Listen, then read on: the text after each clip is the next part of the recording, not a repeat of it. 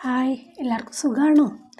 അപ്പോൾ നമുക്ക് ആദ്യം സ്റ്റൗ കത്തിക്കാം, എന്നിട്ട് വിശേഷം പറയാം. അപ്പോൾ സ്റ്റൗ കത്തിച്ചിട്ടുണ്ട്. ഇന്നൊരു ശർക്കര സേമിയ കേക്കാണ് ഉണ്ടാക്കാൻ പോകുന്നത്. അപ്പോൾ നമുക്കതിലേക്ക് ശർക്കര വേണം, സേമിയ വേണം, അണ്ടിപ്പരിപ്പ് വേണം,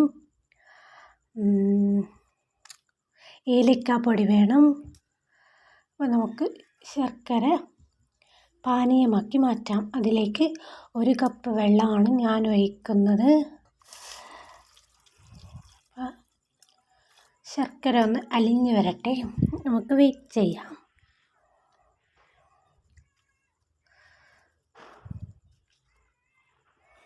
അതാ ശർക്കരയുടെ കളർ മാറിക്കൊണ്ടിരിക്കുന്നു, പാനീയത്തിലേക്ക് ആയി വരുന്നു. കുറുക്കിയെടുക്കേണ്ട, ഒന്ന് ശർക്കര മെൽറ്റായി കഴിഞ്ഞാൽ, ശർക്കര ഒന്ന് അലിഞ്ഞ് കഴിഞ്ഞാൽ നമുക്ക് ശർക്കര നന്നായിട്ട് അലിഞ്ഞ് വന്നിട്ടുണ്ട്. അപ്പോൾ നമുക്കത് ഇറക്കി വെക്കാം. ഇറക്കി വെച്ച് ഒരു പാനേറ്റ്, അതായത് ചെമ്പേറ്റി അതിലേക്ക് 2-3 സ്പൂൺ നെയ്യ് ഒഴിച്ച് കൊടുക്കുക. ഞാൻ ഇവിടെ ആർക്കേജിൻ്റെ നെയ്യാണ് എടുത്തിരിക്കുന്നത്. നിങ്ങൾക്ക് എന്തുമാവാം, ഏത് നെയ്യ് വേണമെങ്കിലും ഉപയോഗിക്കാം. ആർക്കേജിൻ്റെ നെയ്യ് കുറച്ച് ടേസ്റ്റ് കൂടുതലാണ്. അപ്പോൾ നമുക്കതിലേക്ക് കുറച്ച് അണ്ടിപ്പരിപ്പ് ഇട്ട് വറുത്ത് കൊടുക്കാം. ഒരു ബ്രൗൺ കളറും ആവേണ്ട, കുറച്ച് കഴിഞ്ഞ് നമുക്കതിൽ എടുത്തിട്ട് ഇങ്ങനെ ഇട്ട് കൊടുക്കാം. ഒന്ന് നന്നായിട്ട് ഇട്ട് കൊടുക്കുക. അതേ നെയ്യിലേക്ക് തന്നെ നമുക്ക് ഒന്ന് സേമിയ വറുത്തെടുക്കാം. കാരണം സേമിയ ഒരു ബ്രൗൺ കളറാകുന്നവരെ ഒന്ന് വറുത്തെടുക്കാം. അപ്പോൾ നല്ല ടേസ്റ്റ് ഉണ്ടാകും. നമുക്ക് നമ്മൾ സേമിയ പായസം ഉണ്ടാക്കുന്നില്ല, അതേ ഒരു രീതി തന്നെ, മാത്രം അതിന് പാലിന് വരെ നമ്മൾ ശർക്കരയാണ് ഇതിൽ യൂസ് ചെയ്യുന്നത്. നമുക്ക് ഗോൾഡൻ കളറായി വരുന്നുണ്ട്. അപ്പോൾ അതെടുത്ത് പ്ലേറ്റിലേക്ക് മാറ്റാം.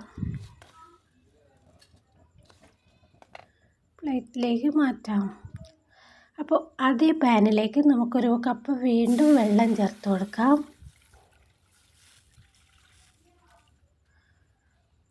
അതിലേക്ക് നമ്മൾ വറുത്ത് വെച്ചിരിക്കുന്ന സേമിയ ഇട്ട് കൊടുക്കാം.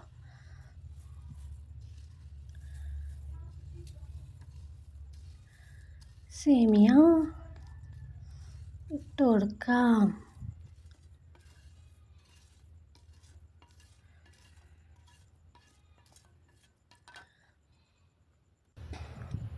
അപ്പോൾ സേമിയ തിളച്ച് വരട്ടെ, അതുവരെ വെയിറ്റ് ചെയ്യാം. ഈ വെള്ളമൊക്കെ വറ്റി നമ്മൾ ഇങ്ങനെ കുറുകി വരുമല്ലോ, അതുവരെ നമുക്ക് വെയിറ്റ് ചെയ്യാം. അപ്പോൾ ഇതാ കുറുകി വന്നിട്ടുണ്ട്. അപ്പോൾ അതിൻ്റെ വെള്ളമൊക്കെ വറ്റി വരുന്നുണ്ട്. കുറച്ചുകൂടി നമുക്ക് വെള്ളം ഒന്ന് വറ്റിക്കാം. അപ്പോൾ നല്ലോണം വെന്ത് കിട്ടും സേമിയ. കണ്ടോ, ഈ ഒരു പരിവായ ഇതിലേക്ക് നമ്മൾ ശർക്കര പാനിയെ ഒഴിക്കുക. ശർക്കര നമ്മൾ അലിയിച്ച് വെച്ചിട്ടില്ല, അതിൽ എന്തെങ്കിലും ഉണ്ടെങ്കിൽ അരിച്ച് കളഞ്ഞാൽ നമുക്ക് കുറച്ചുകൂടി നല്ലതാണ്. അപ്പോൾ നമുക്ക് ശർക്കര ഒഴിച്ചിട്ടുണ്ട്. അപ്പോൾ അതൊന്ന് കുറുകി വരുന്നതുവരെ വെയിറ്റ് ചെയ്യാം. ശർക്കര പാനിയൊക്കെ ഒന്ന് കുറുകി വന്നിട്ടുണ്ട്. അതിലേക്ക് നമ്മൾ വറുത്ത് വെച്ചിരിക്കുന്ന അണ്ടി ഇട്ട് കൊടുക്കുക. വേണമെങ്കിൽ നിങ്ങൾക്ക് മുന്തിരി യൂസ് ചെയ്യാം കേട്ടോ. മുന്തിരി യൂസ് ചെയ്യുന്നില്ല.